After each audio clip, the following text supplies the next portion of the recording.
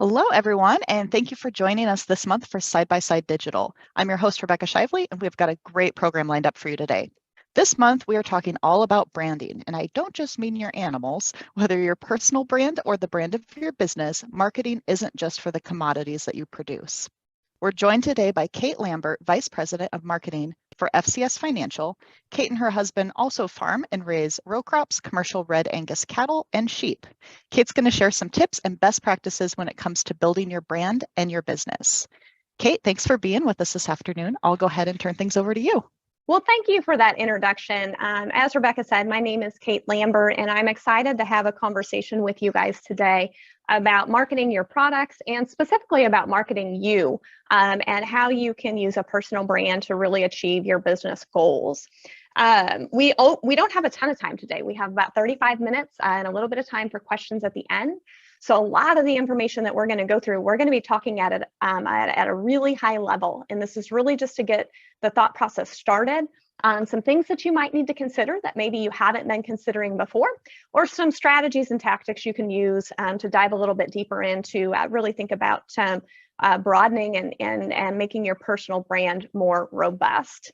So I always like to start off with a little bit of a story that talks about the power of a personal brand as it relates to what it is that we're trying to do on our farms and ranches. And one of the stories I share fairly frequently, if you've heard me talk, you've probably heard me tell this story about Janice before. Several years ago, our pumpkin patch, we had just opened up the pumpkin patch's first weekend. And we know our data tells us that first weekend, a majority of our pumpkin sales are going to happen through the store. So we have two options when people can come out. They can purchase our pre-harvested pumpkins that we've picked and cleaned and are in the store, or they can have the full-on experience going out to the patch and picking themselves. And we know that first weekend, that's when people want to come and they want to get the pumpkins for decorating in the house and outside the house and all sorts of things. So most of those individuals that come to buy those store pumpkins. Well, Janice was an individual who had been sending us messages through Facebook and through Instagram just multiple times. I mean, I'm talking 10 or 12 different times, checking with us to verify when we were going to be open and when she could come get her pumpkins. Hadn't met Janice before, but I'll be darned, on the opening day, she pulls in, first or second person in the door, and comes in and introduces herself and says, "I'm Janice, and I've been talking to you about buying pumpkins, and I'm so excited to be here buying pumpkins."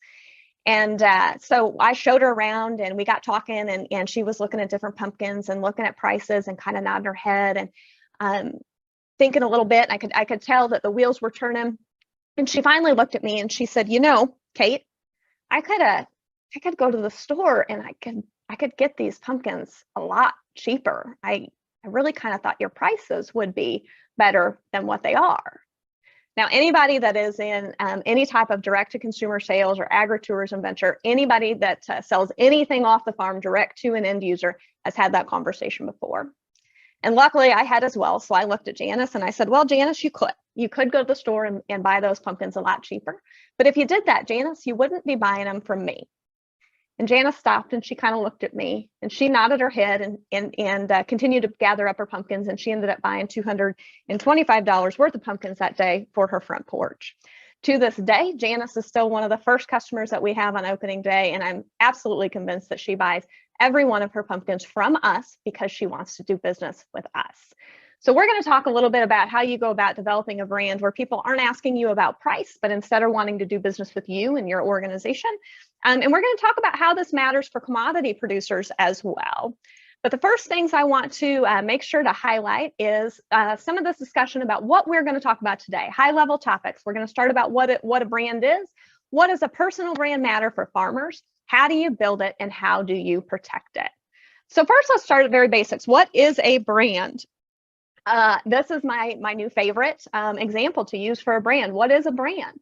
Well, we can talk about Yellowstone brand. I'm sure everybody on the call knows what this brand is. This is their actual literal, for the TV series, their actual literal cattle brand, which is interesting to me because our industry actually is the oldest known branding to mankind. You can go back thousands of years in ancient civilization and find where they used cattle branding. And at that point in time, it was really just to show ownership. The idea of a brand has evolved a lot since then, right? It's not just showing ownership, but it's a lot more beyond that. If you ask Kevin Costner what this brand means, why, he might tell you that it means $1.3 million per episode. That's, as the end of 2022, what Kevin Costner was paid per episode because of this brand. So when we break it down, and a lot of us think about a logo or maybe a farm brand, a cattle brand, specifically when we hear the word brand, but it's really a lot beyond that. I would argue that the brand is all of the elements used to create recognition and portray an image about a product, service, or the organization itself.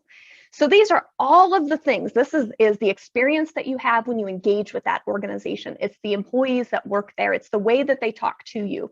It's their social media presence, the clothes that they wear, the colors, the text, the fonts, the product qualities. It's all of these things that organization pushes out to tell the story of who they are. There's an important thing you've got to understand with the brand. The brand is controlled by the organization. So if I'm looking at my personal brand or the brand for the Farm Credit Cooperative that I work for, or the brand of my farm, I get to choose all of the things that I push out to tell the story of my brand. So I get to choose the colors and the fonts and the logos and how I'm going to behave and what type of employees I'm going to have, all of those things, pushing those out. If we take it a step further and we talk about brand image, this is the way that your target audience receives and interprets all of those things that you've put out. To put it shortly, brand image is really the way that somebody feels about you and your organization. So although we can control, as the individual or the organizations, we can control the brand and all of the things that we associate with it, we cannot control brand image. Brand image is controlled by target audience. Now, a lot of people will charge you money. They'll say that, yeah, absolutely, we control your brand image. We can mitigate the risk that's associated with that. We can help you manage brand image. But the reality is our target audience is the one who dictates how they feel about it. So our control is with the brand, and then their control is in how they interpret that. So if we take it another step further and say, okay, we've identified what brand is, and we've identified what brand image is. What is a personal brand? What is personal brand image? So your personal brand is built on the collective items that you use to tell people who you are. So take it just right back to the organizations we talked about, right? This is all of the things that make up you, that you push out to tell the story of who you are. So this is your work habits. This is your values. This is the way that you appear. This is the ways that you show up. It's the places you show up to, the places that you don't show up to. It's the organizations that you engage with and the people you engage with. It's the organizations you do not engage with and the people you do not engage with. All of these things make up your personal brand. Likewise, you control your brand. Your brand image is a result of how those collective other items make others feel about you. So all of the things that encompass what your personal brand is, how people feel about that and respond to that is your brand image. So just like before, your brand image is controlled by others. So why does all this matter? Why does a personal brand matter? And a lot of times people think that this is a fluffy thing, that this is something that only matters for celebrities or for individuals who are trying to sell themselves as speakers. But the reality of it is that in today's world, a personal brand matters more than ever. I love this quote from Warren Buffett, and I use this a lot when I speak with young people. It takes 20 years to build a reputation and 5 minutes to ruin it. If you think about that, you'll do things differently. I would argue that in today's day and age of instant information, 5 minutes might be an overstatement. It might be even less than that. That one wrong thing and it can completely undo work that has been done over a long-term period.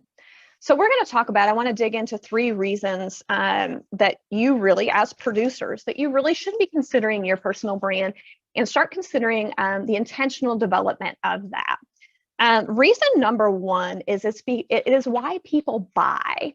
And I love to reference back to that first story that I told you. And I will challenge you this. Now, if you're in the commodity market, hang with me because I'm going to talk to you about this as well. But if you're not in the commodity market, if you are selling something that has pulled yourself out of that market and created a different avenue for you, don't put yourself back in the commodity market. If you're not in it, stay out of it. If you have intentionally made the decision that you do not want to be a low-cost provider, you don't want to be chasing that lowest price, then don't do it. You're never, for most of us, we're not going to be able to raise pumpkins or beef or lamb that we're selling right off the farm, right from our direct to consumers, to the same price discount that different and more traditional marketing avenues can. And so don't try to play in that space. The only thing that you accomplish when you do that, you run a discount and you get people in, the only thing you've accomplished is expectations that you don't want to continue to meet, right? I don't want to get people in thinking that they're coming to me for the lowest price pumpkins or the lowest price beef or the lowest price lamb, and then turn around and have to explain or close the gap on why those expectations were not met. So make sure that you're targeting the right audience and understand that for the most part, when you move away from that commodity market, the reason people are going to do business with you is because they want to buy from you. And so we're going to talk about how you can develop that brand and how you can really get people interested in doing business with you and your organization. Next, it's not only why people buy, but it's why people engage. People like to do business with people that they trust and people that they like. So let's think about all the different people that engage with us, whether it is for not commodity producers or for folks that are in the commodity space. We actually, our primary source of farm income, both on the lamb, beef, and row crop side, is in the commodity market. That is still, we still use and are very thankful for those traditional marketing avenues. And most of the ground that is part of our operation is rented, which means we have to have really strong relationships with those landlords. And again, you can look at all sorts of different ways to enter into negotiation with landlords and to attract landlords and to maintain landlords. And it's a whole host of the package, right, that's going to be part of that. But one of the key pieces that often gets overlooked by producers is that people want to do business with people that they trust and they like. This also goes for people within your network. And I always highlight this one, especially when I have the opportunity to work with young beginning producers, because a lot of the opportunity, almost all of the opportunity that comes your way over the course of your farming career is going to be put in your lap by people that you know. That network, they're going to pass an opportunity. They're going to let you know, hey, I've heard about this farm that's coming up for sale, or I heard about this farm that's coming up for rent. They're going to let you know about an opportunity where there might be some opportunity to connect with somebody, connect with another market. All of that happens because of the people that are within your network, and the personal brand is going to be the driver of whether people choose to engage with you or not. The same is true for vendors that we work with. These are people that we buy from and people that we sell to. Those, again, it just all boils down to the reality that regardless of the package, right, all those things, the price and the total contract negotiations, all of that plays into it. But at the end of the day, and I would argue this is true even more so in our rural communities, at the end of the day, people want to do business with people that they like and they trust. And your personal brand is going to let people know that you're someone they can like and someone they can trust. And then finally, I can't skip over this part of the conversation. The personal brand is important because it impacts all of the organizations that you touch. So we've talked about your business, right? Why it matters for your farm. It also matters for those you do business with and those you represent. I put a little bit of a list down here, right? This could be an organization that you're just a member of, could be an organization that you're on the board of or in some sort of leadership capacity with. It could be an organization that you're a customer or a member owner of, such as a cooperative, a lending cooperative. And I want you to stop and think, I always use an example here of a school board, because for whatever reason, school boards seem to just have a lot of excitement, for lack of a better word, attached with them. And almost everybody can think about a school board that has had their reputation, their brand image adjusted because of just one member that sits on that board. Almost everybody has a local example of that, so I'm not going to share any specifics. So you can kind of think in your mind about, you think of a school board and however many people make up that school board. And it just takes one person to really change, either positive or negative, the way that that board can be perceived.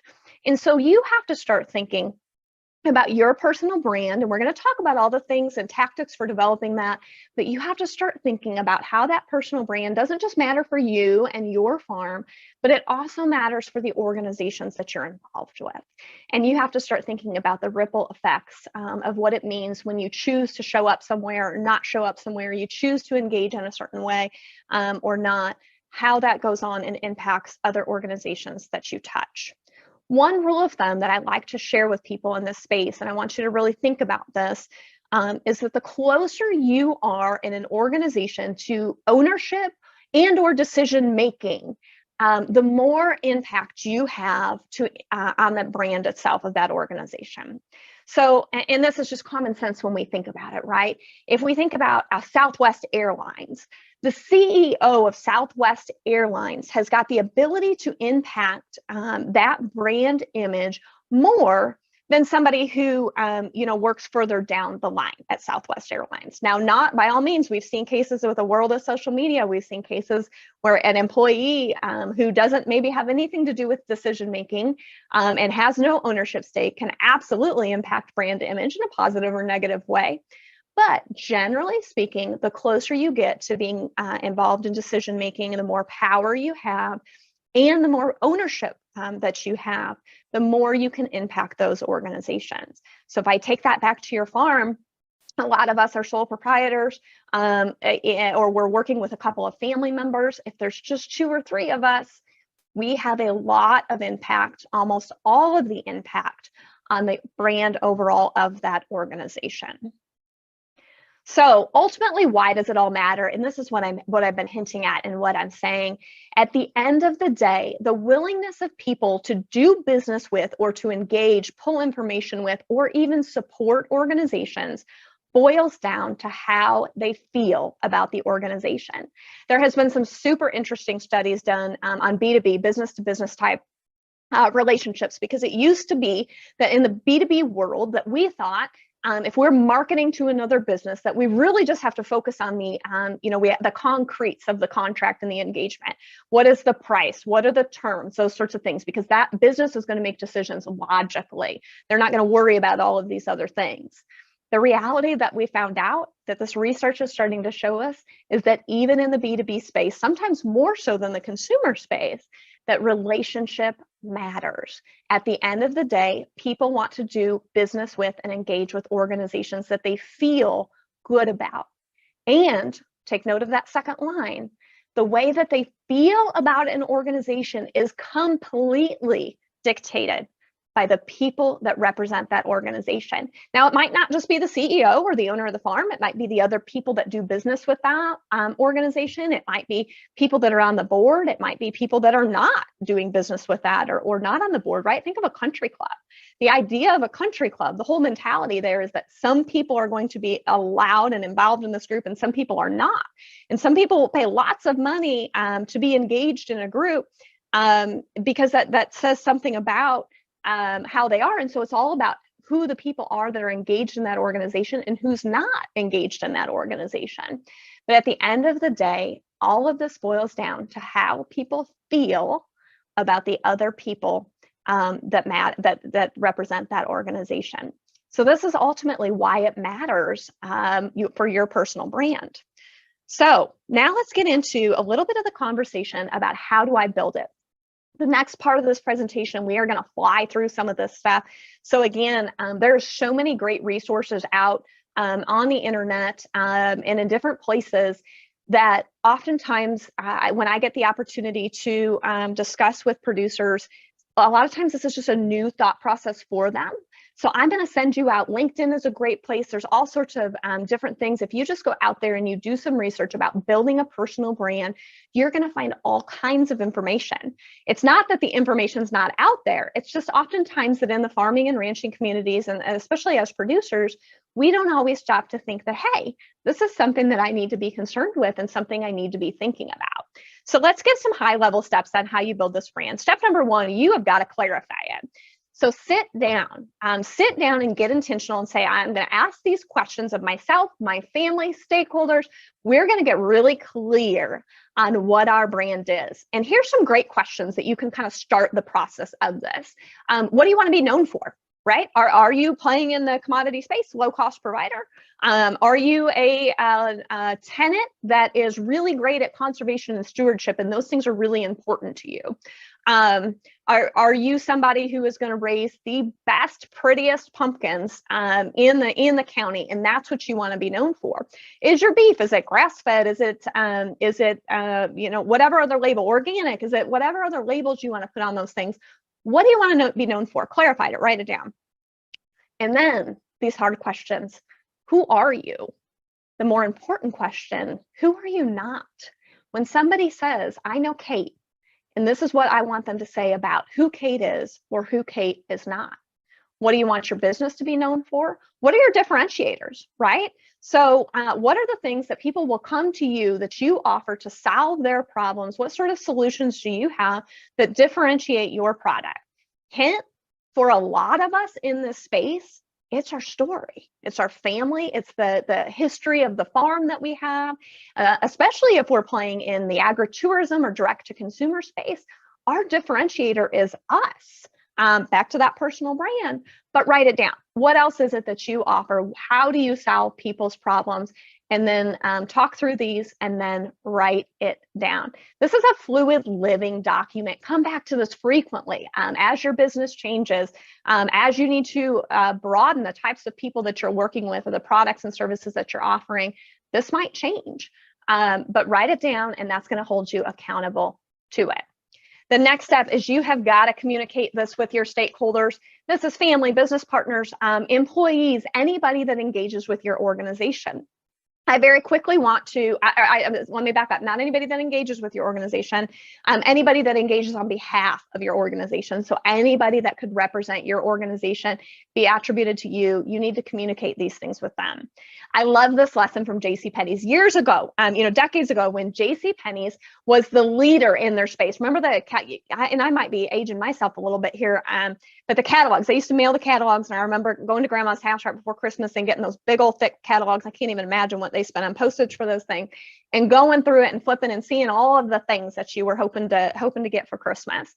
So back in that time, JCPenney, real big leader in their space, they decided that they wanted to do a little bit of research, and they wanted to dive into the way that their employees were representing their organizations in the storefront. And so at that point in time, if you ask the top execs at JCPenney's, what is the purpose of your employees that work at your retail locations, they would have told you across the board, the number one purpose, the number one responsibility of our employees at our retail location is to enhance customer experience. Right? People are supposed to come in, they should remember their names, they should help them find what they need, they should be able to check out without hassle. It is to enhance customer experience. However, when JCPenney leadership surveyed their employees across all of their locations, the number one reason they got back, or the number one purpose employees told them that they thought their number one objective as an employee in a retail location at JCPenney's was to stop shoplifting. Okay, stop and think about that for just a minute. JCPenney's hiring people, and they're saying the reason that we have these people, their number one job, their primary focus is to enhance the customer experience. Yet the employees that work there think that their number one job, their number one priority is to stop shoplifting. Do you suppose that an employee who is focused on enhancing customer experience behaves differently than an employee who thinks that their sole job is to stop shoplifting? I guarantee you they do. So when they recognized that, it was this aha moment. Oh my goodness, we have not communicated our personal brand or their organizational brand. We have not communicated these values down to the people who matter the most in being able to implement and live out those values. I actually ask this of the crew that works for me every year now because of the lesson learned from JCPenney. So when we bring our high schoolers in to work at our pumpkin patch, I try to give them a little bit of time, give them a few days, get to kind of understand the flow of things. And then I ask them, what is your number one job here? And almost without fail, they think that our number one job at the pumpkin patch is to sell pumpkins. Okay, right? And that's logical, right? We're a pumpkin patch, number one job is to sell pumpkins. And that's when I always have the wonderful opportunity to shift that mindset and say no, right? They can go to the store and they can get pumpkins cheaper. If they just come in to buy pumpkins, they'll go do it somewhere else. Our number one job is just like at JCPenney's. It's to enhance the experience, because what we sell is an experience, not pumpkins. That's why I don't have to compete with the local store on price of pumpkins, because I'm selling something different. But I need them to know that if we're going to truly live out that brand and truly fulfill that mission on farm, I need everybody that's engaged with that to know that. I have a picture of my dad. My dad lives in Northern Illinois. That's where I grew up. He comes down to the pumpkin patch every year, spends the entire 6-week season with us, drives tractor for me.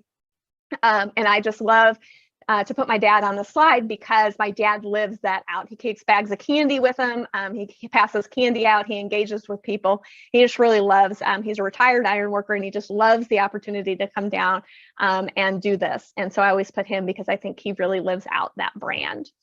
And then finally, once we have clarified what our personal brand is, we've communicated it to those that matter. Now we have to use it, okay? This is how we show up in the community and the industry, how we engage with the people that we do business with. How do we work with our lender? How do we work with our crop insurance agents? How are we engaging on social media? A lot of people think that a personal brand stops and ends on social media. I will tell you, it is a piece to it, an important piece to it. It is not all of it. It's website, email, text messages, current customer relationships. We have to start thinking in all of the spaces that we're going to go into. How are we using our personal brand? Now, I love to show this story or to put this reminder up when you're showing up and speaking up as part of that personal brand, right? You have to tell your story consistently. You have to kind of identify what that is, the key pieces of it that matter the most. You have to be present in the community and in industry in ways that are consistent.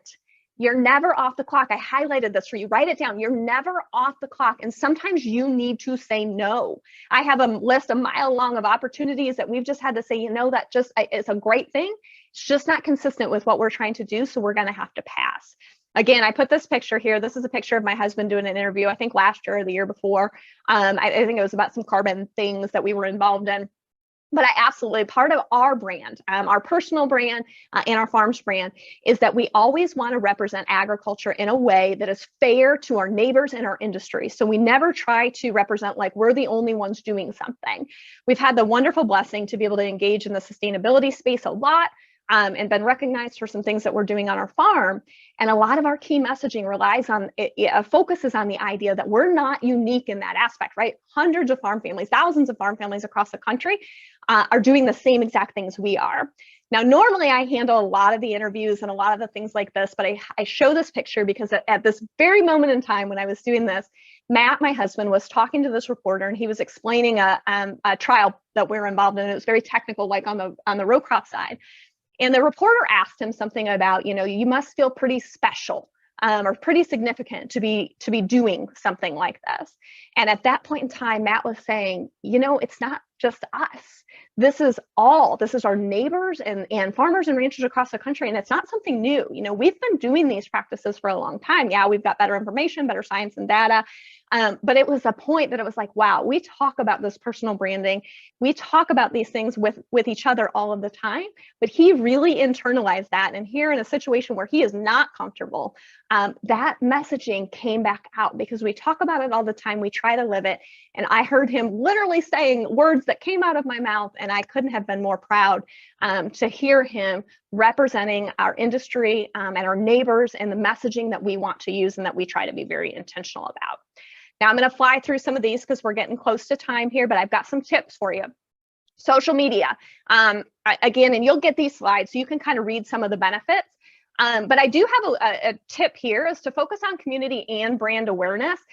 So this is two different types of community engagement or engagement on social media. And I gave the example on Facebook because I'm a millennial, and so Facebook is still kind of where I hang out. That this looks like a Facebook page and a Facebook group, right? So those are two different types of ways that you can engage. Now, what I will say, an additional tip that I don't have on here that I should, this is not just your farm social media page. You cannot separate those two things, even if you want to. So challenge here, you need to go do an audit on your personal social media page and say, okay, if my landlord, my favorite rule, and I think I've got this later on, is a parents and preachers rule, right? If your grandma saw that, if your preacher seen it, if your landlord seen it, how would you feel about that?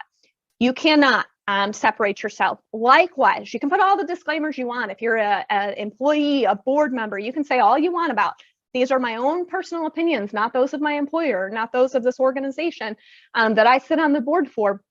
And yeah, maybe legally in a court of law, although usually precedence tells us usually not if you get yourself that far, that's not going to separate, right? It just doesn't matter what kind of nuance you try to put or caveat you try to put with statements you make or things that you share, conversations you engage with.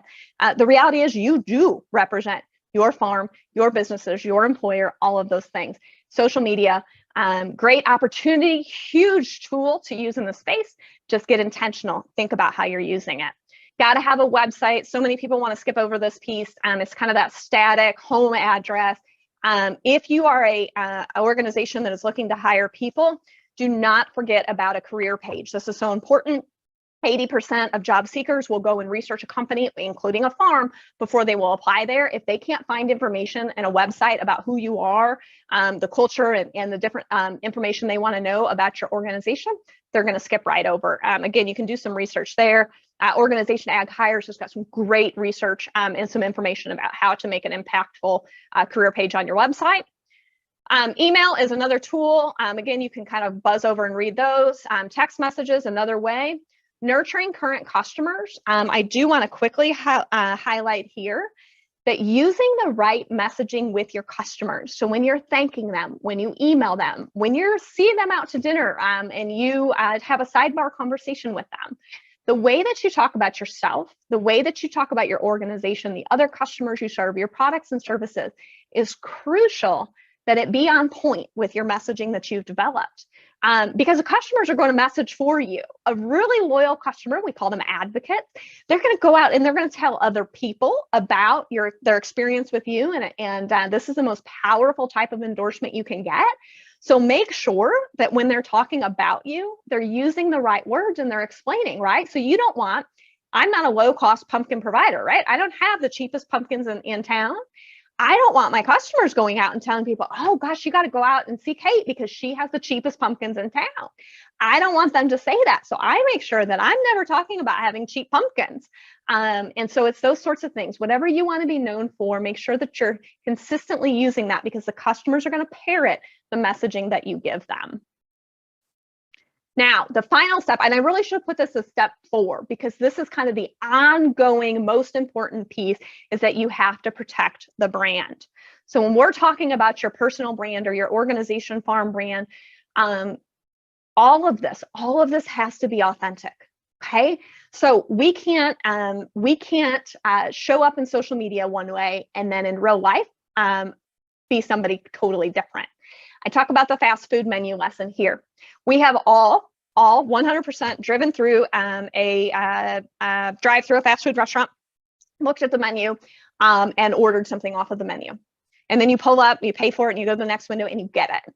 And 100% of the time, whatever you ordered is not going to resemble anything that looked like on the menu, right? You order a Whopper or a Big Mac or whatever, and it was pictured beautifully, and you get it, and it's not what it looks like, right? We know that in fast food, we just kind of expect it, we let it go. But we have to take that lesson and we have to say we cannot inauthentically represent ourselves when we show up in person. When we show up on social media, we have got to make sure that we're being true to who we are. And we've always got to show integrity. So don't take advantage of consumer confusion, fear-based marketing, or misrepresentation to sell products. And I challenge, every time I get the opportunity to talk to producers, I challenge people to take this one step further. There's a lot of fear and misinformation about our food system. Try not to add to that. I challenge you to find a way to market your products, focusing on your story and the things that really make you different, without having to use a fear-based tactic that scares people away from one thing and forces them out of fear to come and buy a product from you. I think as an industry, we can really do better than that. And so I always challenge people to do that. A happy customer tells one person, we know this. An angry person is going to tell 10, but a deceived 2 customer is going to tell 100. I will very quickly give you an example about authenticity here. I keep talking about our pumpkin patch. Our pumpkin patch is this tiny, it's a little deal. We're in a very small rural community. Our county population, we have about 4 times the number of cows in our county as we do people. We have no population center close to us. So it's a very small pumpkin patch, and I'm very proud of what it is, but it's very small. So I always had this great concern that people were going to show up, especially as we were growing our reach and people were driving from further and further away. They were going to show up and they were going to walk up to the farm and they were going to be like, oh my gosh, this is all it is. Because when I take a picture and I post a picture, right, I'm just capturing what's in the frame. People's mind's going to fill in what they're not seeing, right? And so a few years ago, because I wanted to make sure that people knew that we're not the big pumpkin patches. Those big pumpkin patches are amazing. If you guys are in the Omaha area, you've got Bella's, and I mean some of these places that are just absolutely phenomenal, but that's not us. And so I wanted to make sure that I was being as authentic as I could. So we actually ran a campaign for the entire year. It was right around the time that the dive bar language was really popular, and people on Instagram, everybody was kind of highlighting all these dive bars that they love to go to. So we put a twist on that. We created some t-shirts and ran with a campaign marketing the idea of a dive farm for that year. And the idea behind the dive farm campaign was really to say, look, we're simple. This is small. We are not fancy. So that when people showed up, they knew exactly what they were coming to get. That was our way to be authentic and to be honest with people about what they were going to get. And the campaign was wonderful. And it helped our customers to know how to talk about us and to tell that what we really bring is something different, right? This is a simple thing. If you want the big fancy thing, phenomenal, but you got to go somewhere else for that. And so really knowing who we are and being authentic, and then taking something that we maybe would not be a selling point for some people, being like, gosh, it's awful small, there's not a lot to do there, it's not the same as if you go to a different place, and really capitalizing on that and using that to tell our story of the dive farm campaign. You have to always be asking everything that you do and protecting that brand. You have to stop and say, does this make sense? And the answer always has to be yes. When you share something on social media, you engage in a conversation, personal page or your farm page, you retweet, you reshare a meme, a comment. All of that needs to make sense with who you've identified that you want to be, how you show up in the community, how your brand shows up in the community, what you speak into. Right? Every time we have the opportunity to use our voices, to get involved in an argument, to get involved in a debate, to get involved in a campaign. And I don't just mean political campaign, campaign for anything. We have to just stop and say, okay, does this make sense for who we want to be and what we want to be known for? I don't care. I'm not going to tell you the answer is yes or no, or it's right or wrong. I just want you to be intentional about making that decision. Here's some social media best practices. You can certainly review those when you get the slides. Finally, I want to leave you with this. Your farm is a business. I don't care the size and scope of it. I don't care if it's a part-time side hustle. I don't care if it is a business that has got 100 employees and 30,000 acres. Your farm or ranch is a business. You have got to start behaving like a CEO. And I put in parentheses like a CEO should, because we all have got terrible examples of the way a CEO should not behave. But we have to start putting those expectations on ourselves, developing that personal brand and using that personal brand to be able to really sell whatever it is that we're trying to sell, whether we're in the commodity space or we're not. So with that, Rebecca, I will turn it back over to you if we have time for any questions that have come in. Yeah, great. Thanks, Kate. Really, really great things to think about here. Kind of a couple questions that looks like have come in, and this one's maybe complicated, but you mentioned like reputation and it being very easy to quickly damage or harm a reputation. Do you have any tips or advice on how someone could go about rebuilding that brand or regaining that trust, whether with consumers or anyone you're in a relationship with? How do you repair a broken brand? Can you? Yeah, so that's a webinar in and of itself. So once that reputation damage has been done, and unfortunately in the world that we live in, sometimes that's fairly and sometimes it's not fairly. The first thing I will say is that perception is all that matters, right? So we could argue till we're blue in the face that the way people is interpreting the situation is not fair, or they don't have all the facts. But the reality is that those things don't matter. Their perception, it's back to that image piece, right? How they interpret the information that they get builds that image, and we don't have control over that. So we have to recognize what the perception is. And then we really have to enter what we would call a crisis communication type mode. And there's all sorts of resources available. That question is fairly complex. But I think it starts once you kind of get through the crisis communication piece of it and addressing the issue, and looking at how you're going to rectify whatever needs to happen in that space. And if it's a big thing with a sizable organization, or sizable cost to your farm or business, I absolutely reach out to an expert in that space to help walk you through that. The next thing that you have to start doing is really get clear and intentional on who you are, and how you're going to communicate that. I think having that clarity from the beginning is going to be the best bet. So the best thing you can do in a situation or in that circumstance is to try to avoid them up front. And I know for somebody walking through that time period, that doesn't help now. But if you are in a time period like that, you really need to reach out to some crisis communication experts. If it's a smaller situation and hiring some assistance and that doesn't make sense, you can just Google crisis communication and start learning some of those lessons. There's lots of great free resources available out there. But if it is an organization or to a size and scope that it makes sense to bring in some experts, by all means, that's the time to do it. Nice. Good advice there, not to get in over your head and bring in an expert when you need to do so. You mentioned before about making sure that things that you do make sense and align with your brand and your values. Can you give an example or maybe a story of some time where maybe something didn't fit and you maybe had to say no to an opportunity, or it just didn't work for the brand you were going for? Yeah, absolutely. Great question. So there's been multiple times, and sometimes we know up front. So for instance, at our pumpkin patch, we have the opportunity where different vendors can bring in products. And we have very clear outlines and standards for what we want those products to look like. In terms of, there would be local things and, some different things that kind of outline that. But we also are very adamant that the messaging that organization or that individual uses cannot be detrimental to the industry as a whole, because we hold ourselves to a high standard that we're going to speak about agriculture, and we're going to speak about our food system, that we're going to do so in a factual way. We're going to do so without fear mongering. And therefore, anybody that we engage with has to meet those standards as well. Now, I'm not saying these aren't great people, but we do have to turn down some individuals that want to market with us, because it's just not consistent with the way that we message and how we want to be known for. And so those are things. Some other things. I found myself before involved in some different organizations that you kind of get in the door. As a member, wanting to be active with a group, and you kind of get in the door and you realize, this just isn't really quite, in line with who I want to be and the way that we conduct business. And so I always tell people, as soon as you know that, you need to find a way to exit gracefully.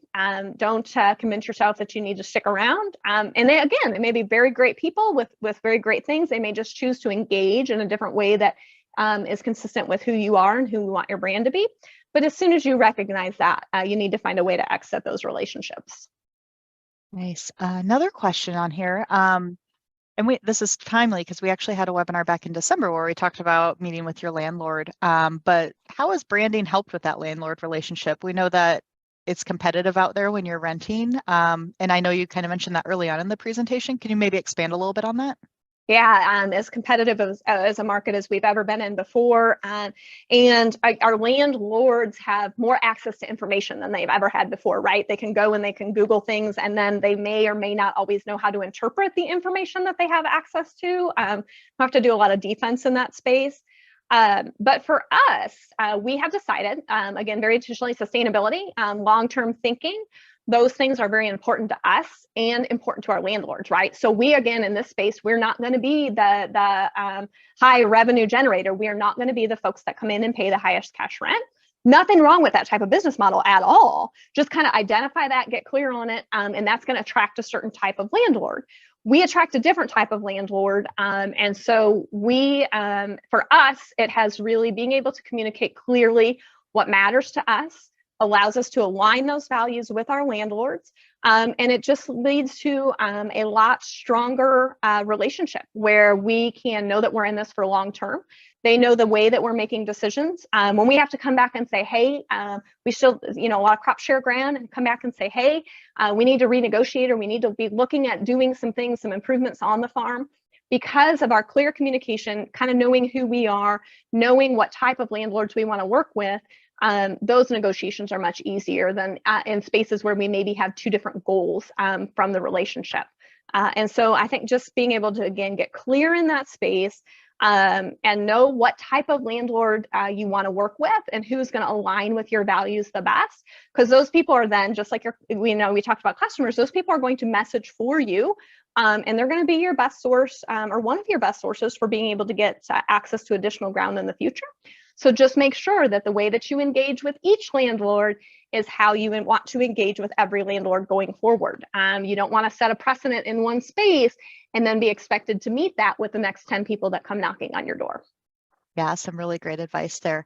It looks like we're just about at our time here. So Kate, I want to give you an opportunity. If you kind of have one last nugget of wisdom that you want to leave our audience with today, what would that be? Yeah, so what I would challenge people to stop and think about is that it's not, this is not hard, right? It can be very complicated. It can be very robust, and it can be something that somebody spends all day long thinking about and nurturing. And we all know some people on social media and know famous people that's their full-time job, is building their personal brand. It doesn't have to be that. It does have to be intentional.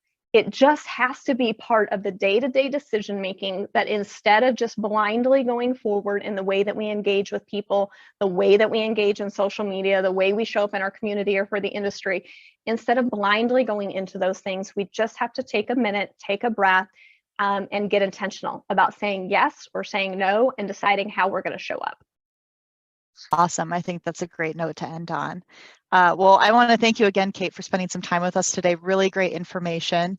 Thank you, everyone in the audience, for tuning in with us today, too. Great questions. We will be back here next month on April 5th. We'll be talking about the entrepreneurial mindset. So definitely join us for that one. Keep an eye out for that email invitation. It will also have follow-up with Kate's slides and a recording of the email. So thanks again, everyone. Until then, we hope to see you online soon.